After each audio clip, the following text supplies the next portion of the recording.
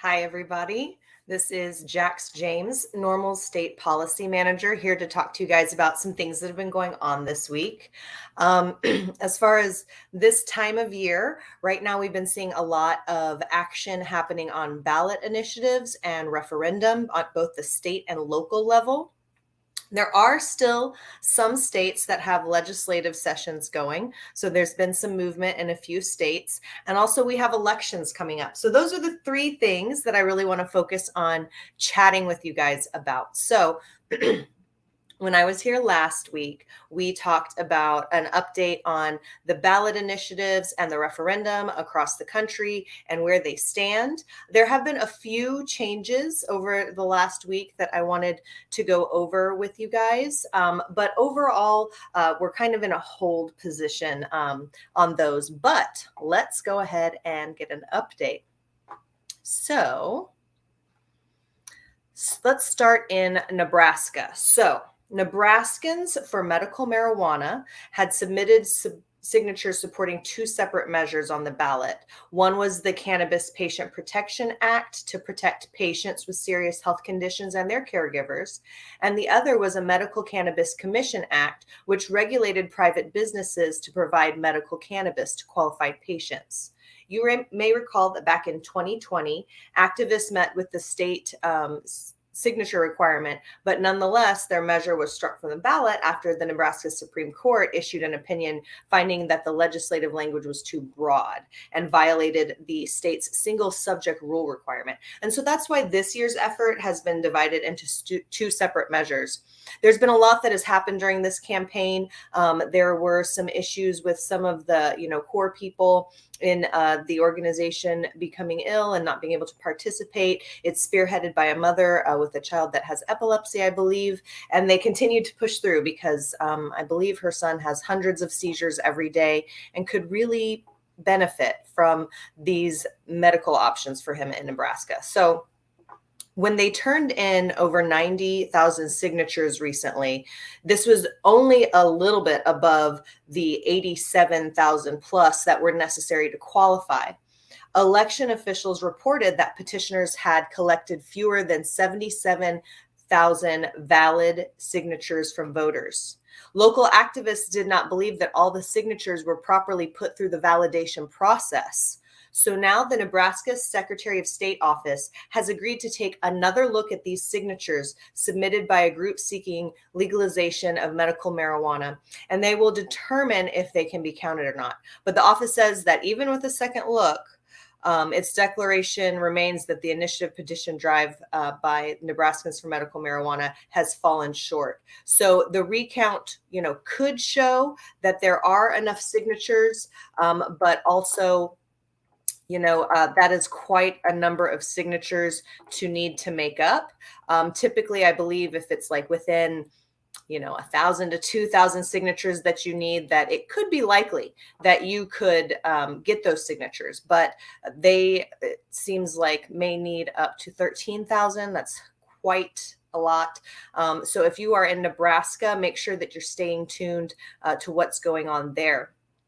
Now, you may recall in Oklahoma, there were quite a few initiatives that had been initiated, but representatives from the New Approach PAC had turned in 164,000 signatures to the Secretary of State for a statewide legalization initiative, SQ820, on the November ballot. It was well above the number that they needed to qualify for the ballot. But signatures are still being verified by state election officials.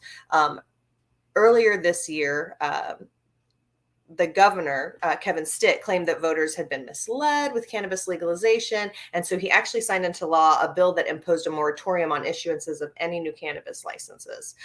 He personally opposes legalization, but he has said that he would respect the will of the voters if they do decide to do that.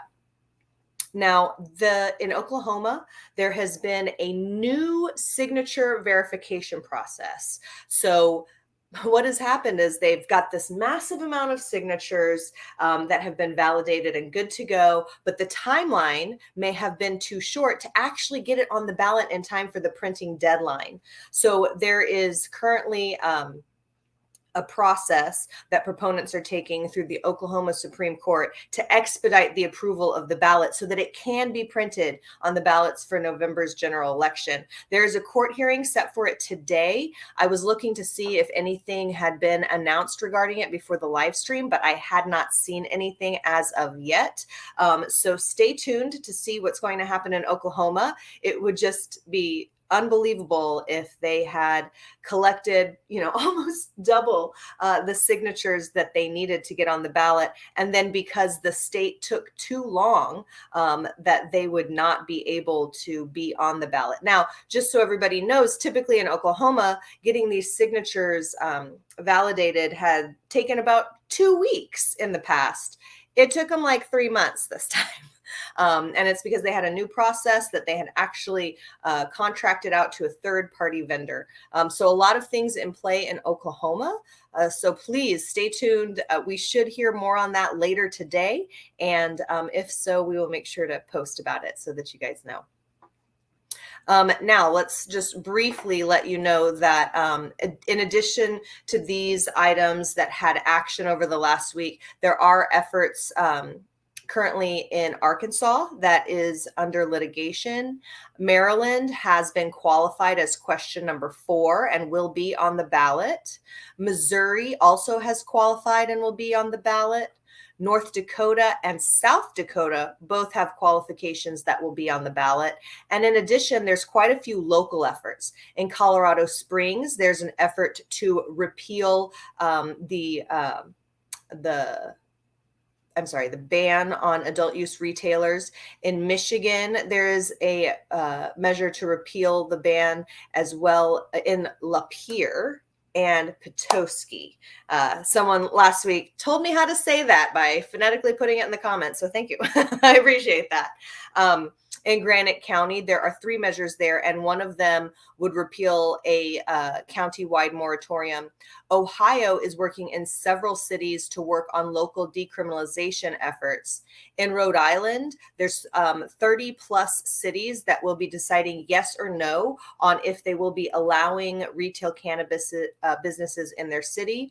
And here in my state of Texas, we will have 5 cities that will have local depenalization on the ballot. So lots of things moving, and hopefully we will see a few more efforts come to fruition that are waiting on their signature verification, but we will keep you updated on that. So I'm going to look at the comments real quick and see if there's any questions about the ballot initiatives that I talked about, but I will go ahead and just real quick grab this link and put it in the comments. This was last week's blog post. Sorry if my camera's moving. And this has a summary that's pretty up to date, except for what I mentioned about Oklahoma and Nebraska. So just so you have that information there. Now, there are several states that have moving legislation. Of course, right now, I think it's like a dozen or less states that are in active session. So if you want to find out what's going on in your state, I recommend that you go to norml.org/act. And at the top, first of all, you'll see 5 or 6 federal actions that you can participate in right now, because there are only about 2 weeks left in the federal session before they go to take a break. Then you can go down to the dynamic map, you can hover over your state, and it will pop up if there's any active legislation moving in your state. So I encourage everyone that is watching to check that out, because I'm not sure what states you all live in. You could drop it in the comments, so I'm always interested. But just to let you guys know, California and Massachusetts did have bills moving this week. So I'll start with California. AB 1954 would protect the rights of patients to medical treatment if they use marijuana, and the right of physicians and clinicians to treat them.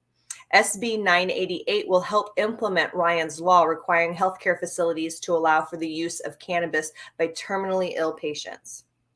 Now, 25 years ago, after the passage of Prop 215, Californians still had many regions that, or right now, still have many regions that lack convenient access to medical cannabis on account of many local bans on licensed providers. So in some areas, patients have to travel hours to reach the nearest dispensary. And let me tell you, coming from Texas, we absolutely understand how that works and how difficult that can be for patients who may have limited means or limited transportation or mobility issues. So SB 1186 would remedy this situation by requiring that all local governments permit access to medical cannabis in either a licensed dispensary or via delivery. Additionally, since marijuana has been legal in California for 5 years, 2018 law was aimed at automatically clearing marijuana convictions in California, but it hasn't really worked as it was meant to due to the lack of deadlines for counties to take action. A recent investigation found that 34,000 Californians have not had their records cleared yet. So AB 1706 would give the courts a deadline of January 1st, 2023 to update their case records and transmit them to the DOJ, which maintains the state criminal history database and responds to any background checks. So that's another bit of important legislation. Now, the last one in California that I want to highlight is that even though it's legal for both adults and patients in California, employers can still discriminate on California or against Californians who use cannabis, even if it's off the job or even if it's under a doctor's recommendation. So AB 2188 would ban employers from denying workers jobs or firing them based on drug tests for the inactive metabolite of THC. It can be detected for days and weeks after the use, and it really has no correlation to on-the-job impairment. It would still allow employers to maintain a safe, drug-free workplace by allowing performance testing or other technology that do a better job of detecting marijuana use. So for those of you that are in California, your session is over on the 31st of the month. So you only have a little bit of time to get these measures enacted. So I really encourage you to go to norml.org/act, hover over California, and participate in the action alerts for those bills that are still moving through the session.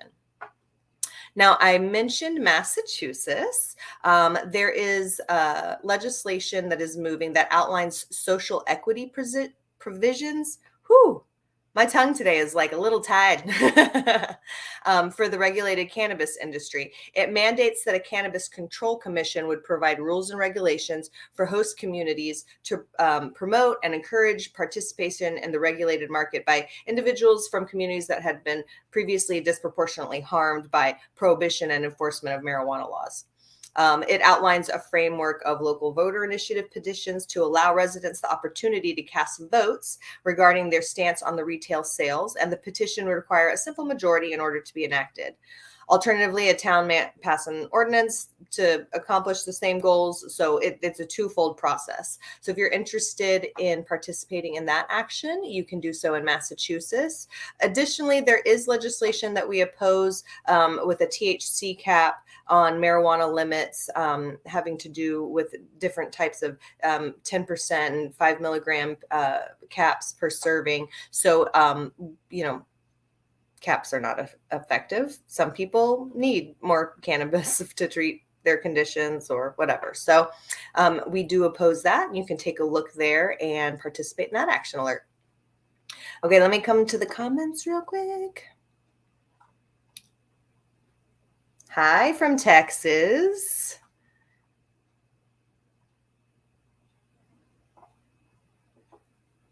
All right. I don't see any questions, but thanks y'all for leaving those comments. And if you want to tell me where you're watching from today, I see we've got for sure California and Texas. So interested in who else might be here. All right. So what I also wanted to talk about is that, the states that I mentioned that there's ballot initiatives or referendum, it's extremely important that constituents and residents are registered to vote, because you can't pass it if you can't vote for it. So make sure that you go to our Election Central. It's got a handy dandy little link right there that you can click. You can check your voter registration. If you're not registered to vote, you can do so. And that way you can participate in the process. Now, if you're in those states, I will be sending out emails to remind you to register to vote and tell you the deadline, to also let you know when early voting will be, and to remind you on election day that you have an initiative or a referendum in your state that you really should make sure that you're voting for, and make sure you tell your friends. Also, we recently re-released Smoke the Vote, which is our voter's guide that lets you know how federal, state, and in some cases local candidates stand on the issue. And we have been putting in all of the incumbent information. Challengers have recently been added, and we're continuing to add information every day on quotes and votes and records so that you can click on it and make sure when you do go out to the ballot box in November or during early voting, that you have the full story on how they stand on cannabis laws, cannabis issues, what their voting records are, and what you can expect. We do also do some rating of them, so you can take at a glance, how do they fall on the cannabis issue? And we do adjust our rating based on the state. If you're in a fully legal state, it's going to be a little bit different rating than if you're in, a place like South Carolina that doesn't even really have medical access right now. So I do want to just say there's a caveat there. And of course, if you happen to see a quote from your local legislator that you want to make sure is included, there is actually a way that you can submit it through the website. So I encourage all of y'all to stay engaged with that and make sure you're registered to vote. You find out how the candidates stand. You make sure that you're there for the deadlines, especially if you're in a state that has an initiative or a referendum that you'll be able to vote on in November. So before I go, let me come back over to the comments. Ooh, we've got someone from North Carolina, Great Britain, awesome, Oregon, and France. All right. Illinois, welcome, friends. So glad y'all could tune in today. I love to see where you guys are. Oh, Marcy, thank you for mentioning that. So Marcy just plugged in the comments that she is looking forward to coming to the Texas NORML annual golf veteran benefit. It's to raise funds for veterans, patients, and consumers so that we can lobby during the session. And we hold it at Willie Nelson's golf course. We're going to have regular golf, disc golf. There's vendors, food, and live music. You can go to texasnormal.org and click on shop and get yourself a ticket or a t-shirt for that. So thank you for reminding me of that, Marcy. I also wanted to let you guys know in the description of the video today, you're going to find those links to Smoke the Vote, Election Central. You'll also find a way to donate to NORML or become a member because, we are one of the only consumer and patient-driven advocacy organizations in the cannabis space. And additionally, if you want to become more engaged in your state, you can click on the chapters link there, find the closest chapter to you. And in the few places where there aren't one, you can actually apply if you would like. There is a way that you can start your own chapter. So on that note, I am going to bid you guys an amazing weekend and let you know that next week I won't be here, but Morgan, our federal policy director, will be. And he's going to be giving us a federal update next week. So you can look forward to hearing from Morgan, talk a little bit more about what's going on at the federal levels. And I hope that you guys have an amazing weekend. So until next time, I will say farewell, friends.